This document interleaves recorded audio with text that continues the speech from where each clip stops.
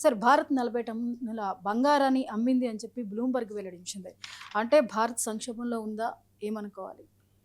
Yes అండి. ఇప్పుడు భారతదేశం ఇప్పుడు బ్లూంబర్గ్ పత్రిక ఒకటి ప్రకటించింది. భారతదేశం ఏంటంటే గత కొన్ని నెలల్లో సుమారు 40 టన్నుల బంగారాన్ని విక్రయించింది. 57,000 కోట్ల రూపాయలని తీసుకుంది. 57,000 కోట్ల రూపాయలు. ఎందుకంటే రూపీ పరిరక్షణకి, రూపీ పడిపోకుండా ఆపడానికి.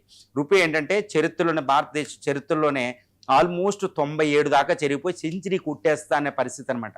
అప్పుడు ఆర్బీఐ మీద ప్రెజరు, ద్రవ్య విధానం. వెంటనే ఆర్బీఐ తన దగ్గరున్న బంగారంలో 40 టన్నులను విక్రయించి 57,000 కోట్లని సంపాదించి రూపీని రక్షించడం జరిగింది. ఇప్పుడు 94.97 దగ్గరలో స్థిరీకరించబడింది. మరి ఈ బంగారాన్ని అమ్మడం అనేది భారతదేశంలో ఎలా చూస్తారంటే అవమానకరంగా చూస్తారు. ఒక ఫ్యామిలీలో కానీ, దేశంలో కానీ బంగారాన్ని తాకట్టు పెట్టడం అన్నా, బంగారాన్ని అమ్మడం అన్నా అది ఒక అవమానకరంగా చూస్తారు. అందుకే భారత ప్రభుత్వాలు 1991 మనం గుర్తుపెట్టుకోవాలి. 1990 మే నుంచి చంద్రశేఖర్ తాత్కాలిక ప్రభుత్వం, అప్పుడు వెంకటరమణని ఆర్బీఐ గవర్నరు, తర్వాత వెంటనే జులైలో ప్రమాణ స్వీకారం చేసిన పివి నరసింహరావు, మన్మోహన్ సింగ్ గారు సుమారు 67 టన్నుల బంగారాన్ని కుదువు పెట్టడం జరిగింది. పానింగ్ అనమాట. వెంటనే Bank of England, Bank of Japan, Bank of స్విస్లో పెట్టి $600 మిలియన్ తెచ్చి భారతదేశం ఒక దివాళా తీయకుండా, బ్యాంక్రప్సీ చేయకుండా మనం వడ్డీలు చెల్లించామన్నమాట. అది చాలా సీక్రెట్ మిషన్.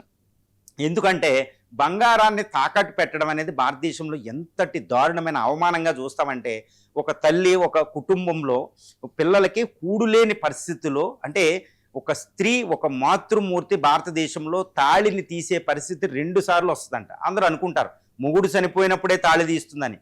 కానీ మొగుడు కంటే, దీనికంటే, అన్నిటికంటే చాలా పెద్దది ఒకటి మాతృత్వ కర్తవ్యం ఒకటి ఉంటుంది అనమాట. పిల్లలకి పాలు, పిల్లలకి తిండి పెట్టడం. ఆ మాతృమూర్తి పిల్లలకి తిండి లేనప్పుడు లోపల ఒక పసుపు తోడు ధరించి తాళి తీసి తాకట్టు పెడతారు. అది పిల్లలకి ఎప్పుడు చెప్పరు. అమ్మ తాళి ఏది అంటే ఏదో తెగిపోతే పక్కన పెట్టానని తల్లి అబద్ధం చెప్పిద్ది. ప్రభుత్వాలు కూడా కొన్ని సందర్భంలో అంతే. 1991లో ఇప్పుడు మన్మోహన్ సింగ్ గారు చాలా సందర్భాల్లో షేర్ చేసుకున్నారు. అప్పుడు రంగరాజన్ వీళ్ళంతా ఏమనంటే, బంగారాన్ని ఆర్బీఐ ముంబై నుంచి చాలా దొంగసాటుగా 40 టన్నుల బంగారాన్ని ఫ్లైట్లో, చార్టర్డ్ ఫ్లైట్లో ఎక్కించి లండన్ తరలించినప్పుడు అందరూ బాధపడ్డారండి. ఎందుకంటే భారతదేశానికి తెలియకూడదు, ప్రజలకు తెలియకూడదు. తల్లి బిడ్డలకి ఎలా చెప్పదో అలా అనమాట. ఎందుకంటే దేశం చాలా విపత్కర పరిస్థితిలో ఉంది. 67 టన్నులు 3 సార్లు కుదువు పెట్టి $600 మిలియన్ తెచ్చి మనం వడ్డీ చెల్లించి బ్యాంక్రప్ట్ అవ్వకుండా ఇండియన్ ఎకానమీని రక్షించారన్నమాట. ఇప్పుడు మోడీ ప్రభుత్వం ఇన్ని టన్నుల బంగారాన్ని అమ్మడం ఏంటి, విపత్కర పరిస్థితిలో ఉందంటే it's not a big thing అంటే దాన్ని విమర్శించకూడదు మోడీ ప్రభుత్వాన్ని. ఎందుకంటే అప్పుడు మన్మోహన్ సింగ్, అప్పుడు చంద్రశేఖర్ ప్రభుత్వాలు, పివి నరసింహరావు అమ్మి దేశాన్ని రక్షించారు. తర్వాత గుర్తుపెట్టుకోవాలి, కేవలం ఈ జులైలో కుదువు పెట్టిన బంగారాన్ని కేవలం నవంబర్ నాటికి తెచ్చేశారు 67 టన్నులు. తర్వాత మన్మోహన్ మళ్ళీ ప్రధాని అయినప్పుడు కొన్ని 100 టన్నులు బంగారం కొన్నాడు ఆయన. గుర్తుపెట్టుకోవాలి. ఆ విపత్కర ఫ్యామిలీ బంగారాన్ని తాకట్టు పెట్టడం, అమ్మి వ్యాపారం పెట్టి మళ్ళీ ఆ ఫ్యామిలీని ఉద్ధరించడానికి ఆ బంగారం ఉపయోగపడుద్ది. కానీ పెట్టేటప్పుడు అవమానకరంగా భరిస్తారు ఇండియాలో, ప్రభుత్వం చేసినా, ఇండివిజువల్ చేసినా.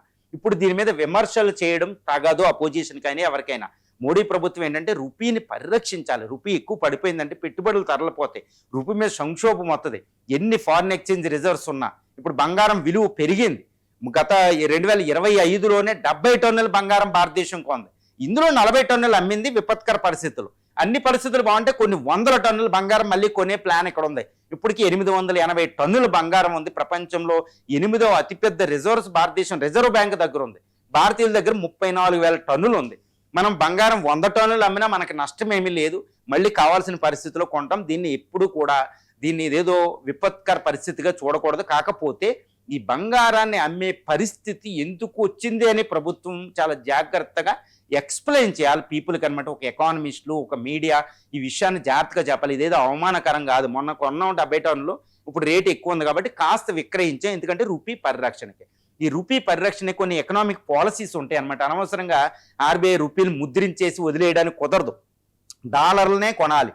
ఈ డాలర్లు అమ్మి ఆ డాలర్లు ఎక్కువ తెచ్చి డాలర్లు ఎక్కువ పెట్టుకుని పడిపోకుండా ఫారిన్ ఎక్స్చేంజ్ $680 బిలియన్ అక్కడ మెయింటైన్ చేస్తున్నాం అనమాట.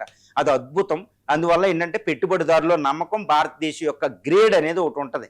ఈ గ్రేడింగ్ పడిపోకుండా మనం కాపాడి పెట్టుబడులకి వీళ్ళకి నమ్మకం కల్పించడానికి చేసిన ఒక పెద్ద పని. ఈ బంగారాన్ని అమ్మడం అవమానం కాదు ఒక ఫ్యామిలీ లాగా. కాకపోతే ప్రజలకి ప్రభుత్వం చెప్పలేని పరిస్థితి ఉందంటే అది కామన్ సెంటిమెంట్గా తీసుకుంటారు కాబట్టి మోడీ ప్రభుత్వం మీద అపోజిషన్ పార్టీలు ఏది చేసినా అది తప్పు కాదు. మోడీ చేసింది 100% అబ్జల్యూట్లీ కరెక్ట్ డిసిషన్ అండి ఈ టైంలో.